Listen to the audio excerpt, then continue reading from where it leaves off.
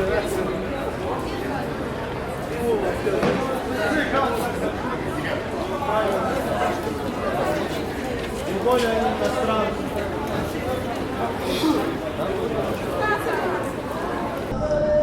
soon I'm going to meet my friend. It's a friend whom I met about 3 years ago in Mexico. Seems like my friend has some questions about my travel.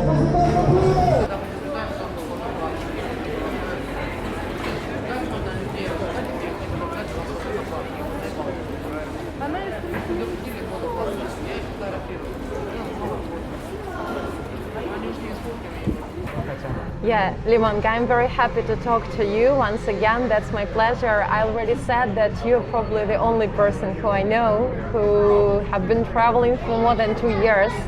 That's impressive, yeah. First of all, I think it's out of reach for most of people for lots of reasons, yeah. Okay, can I start with this trivial question, yeah, Sure. about how you support yourself, about how you cover all your expenses, because we know that this long period, it should be too expensive anyway, and you are not a backpacker, you do things in the best way, I would say, here. So you go to cafes, you meet people, you travel in your car.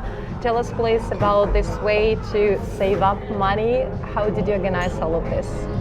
So to give you the idea about the entire length of my travel, it's been over 2 years now. I first started with a plan of 2 years of traveling, and now the plan was updated, and I'm thinking about 2 years and a half for traveling. People say that money doesn't matter when you travel, but I wasn't really convinced about the idea, and not only because you need sometimes really comfort for yourself when you travel too, but also because I thought about traveling as a good opportunity for having a lot of feeling about places, about yourself in different contexts and such and such. And if you have to think about your money, financial situation every day, that will take a lot of space for you to have your feeling through just play freely in your mind. So that seemed like a big opportunity cost to me. So simple answer is that I worked with almost 2 full-time jobs for a little bit more than 2 years, and that gave me the savings for up to 2 years of traveling. So I just told you that it's been over 2 years, so yes, I have some financial flag coming up right now. But Anyways, it's getting down all the time? of course, yeah, it's very honest. Every day it's going down and down. Does this idea bother you about your financial support getting down and down every day? That's a good question. Before, I thought it was not going to bother me too much because I thought I was the kind of person who can focus on what I think are important. But this very clear picture that you have a very nice linear graph which is only heading towards like the x-axis. No, it's y-axis, whatever.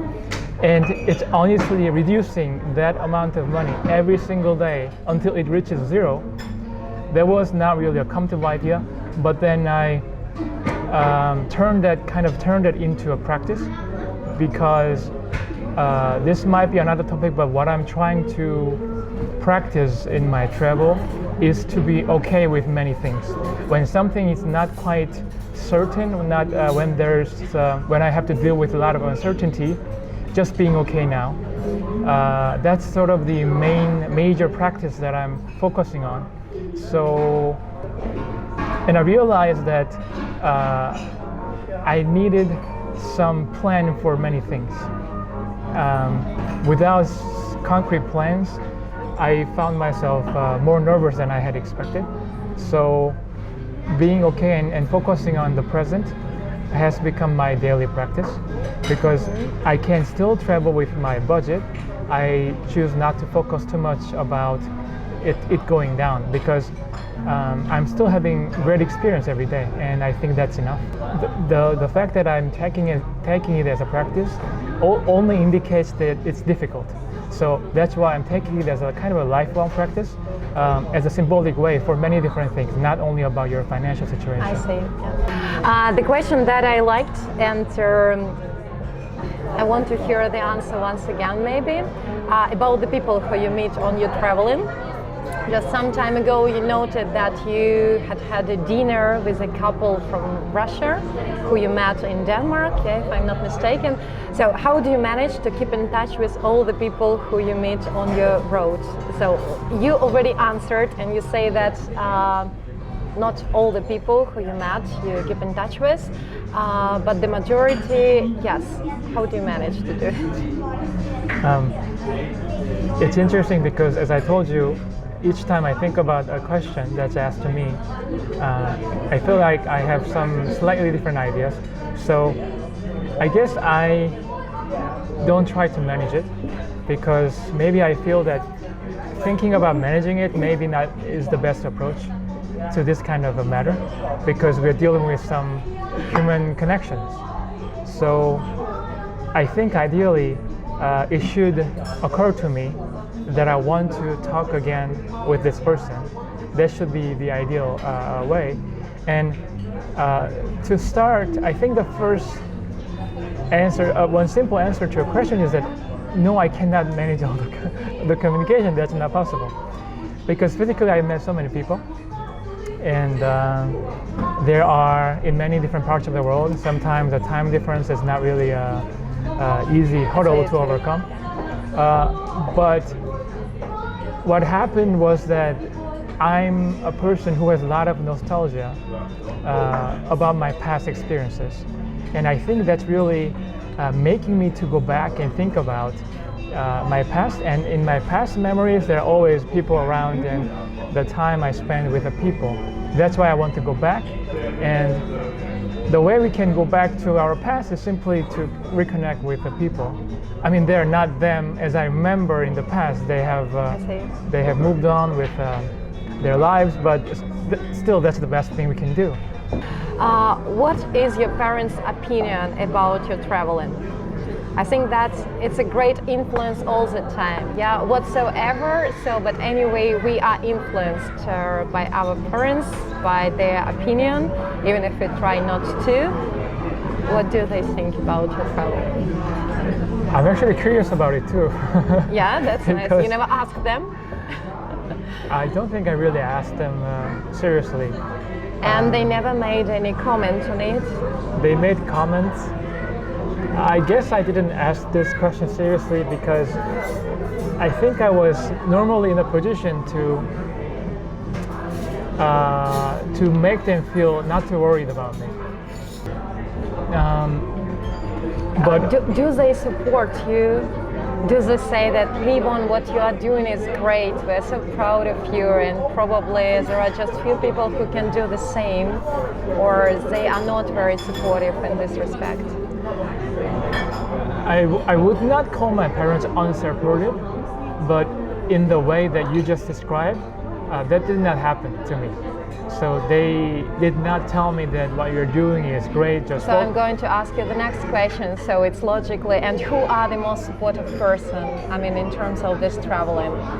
So in my family or in general? In general. So anyone who really supports you whatsoever, and who are ready maybe to stand for you and back you up. So, and who are ready maybe to listen to you if you're so tired of this traveling and. So first, I still have to mention my parents, because of course I don't know exactly how they felt and what they're thinking about my travel. Maybe they have not expressed specifically to me, but I have to have, and I do have appreciation for my parents, so that's the first part. And secondly, the people who are most supportive, I'm not talking about any physical aspect. Okay. No, like helping me with money or that kind of stuff, no. No, I mean, but just from how they feel. Yeah, how they feel. It's actually from people like you. And what I mean is this. When I talk about the same experience, the way people react to my story is very different. And the people who are usually very curious to hear about it and tell me that, oh, that must have been really great, then what you are doing is great. Just focus on that and have a great time. These kind of people, in my opinion, is very compatible with me in this regard. So when I tell a story, what I see is what this person is like. The person, through the reaction, is just showing me what the person is like. So for example, So people's curiosity in this traveling makes you feel that you are supported, yeah? yes. I mean, if somebody's curious about what you are doing and they're not, or yeah, they say some supportive words maybe, so you feel okay, yeah, and it fills you with energy. Yeah. And I think having the same sort of frequency in making the connection about this desire and motivation, I think that helps me. But maybe support may not be the best word, but I feel some very tight connection when I find people who seem to be similar-minded like me. I think that the connection, this feeling of connection, can be really very supportive by itself. So because probably it's the only thing that we have in life. Because you texted also that it's a solo traveling here. So. And maybe the connection, this invisible connection between the people, it's the only thing that we also have during this solo traveling, yeah? Because we can't stay physically with all the people, but if you feel the connection, you feel you're not alone maybe, yeah? And that's the most important, yeah.